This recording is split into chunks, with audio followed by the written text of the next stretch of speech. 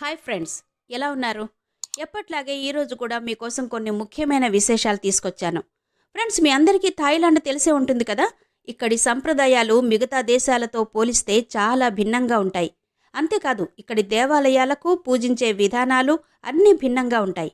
అయితే ఈరోజు థాయిలాండ్లోని ముఖ్యమైన విశేషాలేంటో తెలుసుకుందాం. ఫ్రెండ్స్, ఇప్పటి వరకు ఇలాంటి ఇన్ఫర్మేషన్ ఉన్న వీడియో మీరు చూసుండరు, కాబట్టి వీడియోని చివరి వరకు స్కిప్ చేయకుండా చూడండి. అంతకంటే ముందు మీలో ఎవరైనా మా ఛానల్ని సబ్స్క్రైబ్ చేసుకోకపోయి ఉంటే గనక వెంటనే సబ్స్క్రైబ్ చేసుకోండి. పక్కనే ఉన్న బెల్ సింబల్ని ప్రెస్ చేయడం మాత్రం మర్చిపోవద్దు. ఫ్రెండ్స్, ఇందాక చెప్పినట్టు థాయిలాండ్లో కొన్ని వింత సంప్రదాయాలు, ఆచారాలు ఉన్నాయి. మీకు తెలుసా? ఇక్కడ ప్రజలు శవపేటికలను దానం చేస్తారు. ఇది మీరెక్కడా వినుండరు. అంతేకాదు, ఇక్కడ బీర్ బాటిల్స్తో చేసిన ఆలయం కూడా ఉంది. వినడానికి కాస్త వింతగా ఉంది కదా. ఇప్పుడు వాటి విశేషాలేంటో తెలుసుకుందాం. Number 1, the white temple.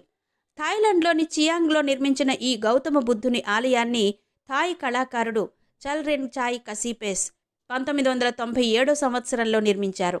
Buddha భగవానుడికి అంకితం చేయబడిన ఈ ఆలయం పూర్తిగా తెలుపు రంగులో ఉంటుంది, కాబట్టి దీనికి ఆ పేరొచ్చింది. ఆలయం యొక్క కళాత్మకత, సృజనాత్మకత చూడదగింది.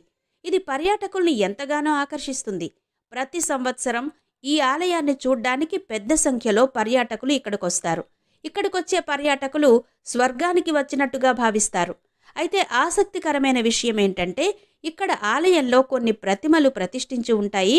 ఎలా అంటే, నరకం నుండి బయటకు చేతులు చాచి ఉంచినట్టుగా పెట్టారు. దీని తర్వాత ఇక్కడకు వచ్చిన పర్యాటకులు స్వర్గం మరియు నరకం రెండింటినీ కలిపి అనుభూతి చెందుతారు. ఈ ఆలయ సౌందర్యం నిజంగా చూడదగ్గది. ఇక రెండవది మంకీ టెంపుల్.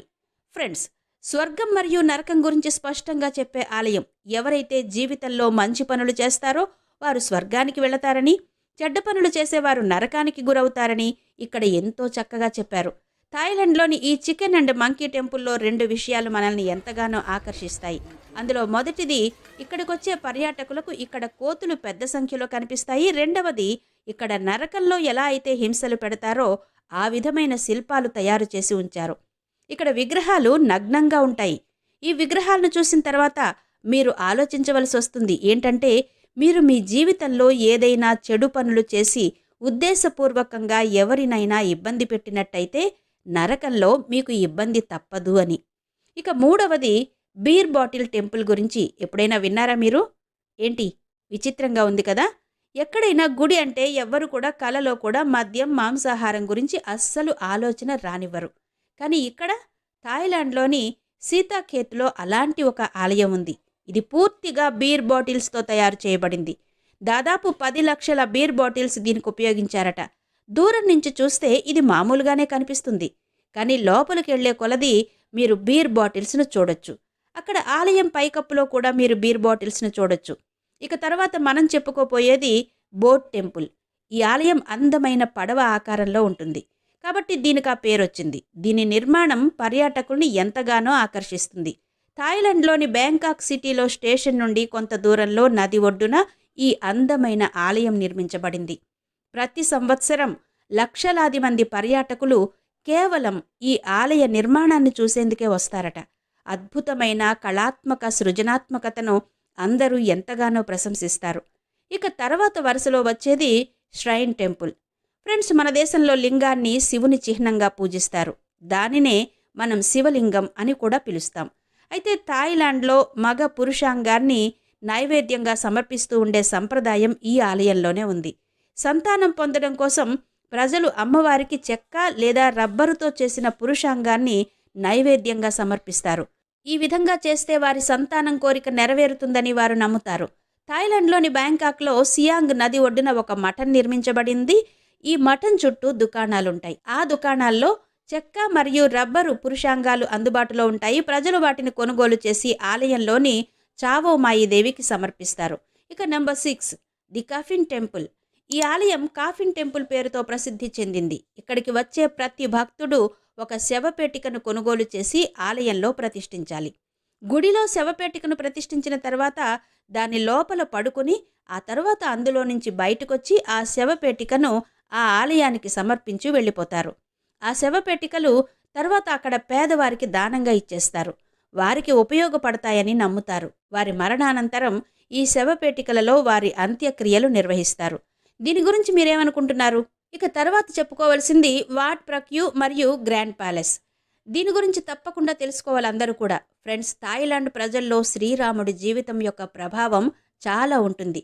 ఎంతగా ఉంటుందంటే అక్కడి రాజును కూడా రాముడు అనే పేరుతో పిలుస్తారు. థాయిలాండ్ గ్రాండ్ ప్యాలెస్ 250 సంవత్సరాల పురాతనమైనది. గతంలో ఇక్కడ రాజులుండేవారు. ఇక్కడికి ప్రత్యేక ఉత్సవాలు నిర్వహిస్తూ ఉంటారు. ప్యాలెస్ వెలుపలి భాగంలో మాత్రమే సాధారణ ప్రజలు తిరిగేందుకు అనుమతిస్తారు. ఎవ్వరినీ లోపలికి వెళ్ళనివ్వరు. మీరు థాయిలాండ్ వెళ్ళి ఈ ఆలయంలోకి ప్రవేశించాలి అనుకుంటే ఇక్కడ ప్రవేశ రుసుం 1200 రూపాయలు కట్టాలి. పర్యాటకులు ఆలయం లోపల ఫోటోగ్రఫీ చేయడం నిషేధించబడింది. కానీ ఆలయం బయట దృశ్యం మాత్రం చాలా అందంగా ఉంటుంది. ప్రతి పర్యాటకుడిని ఎంతగానో ఆకర్షిస్తుంది. ఇక్కడ నిర్మించిన గౌతమ బుద్ధుని విగ్రహం కేవలం 1 రూబల్తో తయారు చేయబడింది. ఇది చాలా పెద్ద మరియు అందమైన దేవాలయం.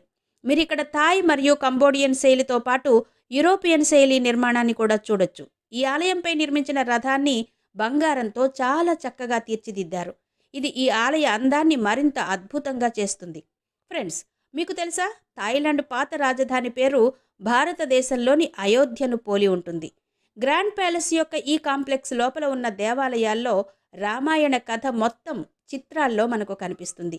ఈ అందమైన చిత్రాల్లో రామాయణంలోని ప్రతి సన్నివేశం చాలా వివరంగా చిత్రీకరించబడింది. ఈ ఆలయంలో పెయింటింగ్స్తో నిండిన గ్యాలరీ ఒకటి ఉంది.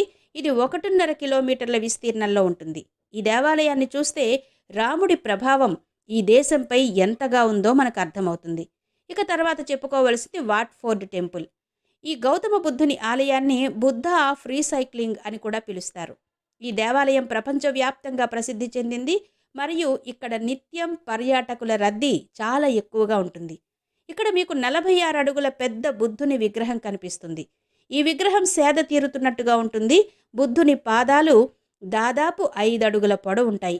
ఇక్కడికి వచ్చి ఈ ఆలయాన్ని చూడడం నిజంగా ఒక భిన్నమైన అనుభూతి. పూర్తి బంగారంతో నిర్మించిన ఈ ఆలయం ఎంతో అద్భుతంగా ఉంటుంది. ఈ ఆలయాన్ని సందర్శించడానికి ప్రవేశ రుసుము 500 రూపాయలు. ఇక తర్వాతది Wat Arun temple of dawn. థాయిలాండ్లో ఇది చాలా అందమైన దేవాలయం. నది ఒడ్డున ఉంటుంది. ఈ ఆలయం నుండి సన్సెట్ చూడడం ఎంతో మధురంగా ఉంటుంది. ఈ దేవాలయం మెట్లు ఎక్కడం అంత సులభం కాదు. మీరు ఆలయం పైకి ఎక్కితే ఆలయం యొక్క అందమైన నిర్మాణాన్ని చూడొచ్చు. ఈ ఆలయం రాత్రిపూట ప్రకాశవంతంగా ఉంటుంది. ఎంతో అందంగా కనబడుతుంది.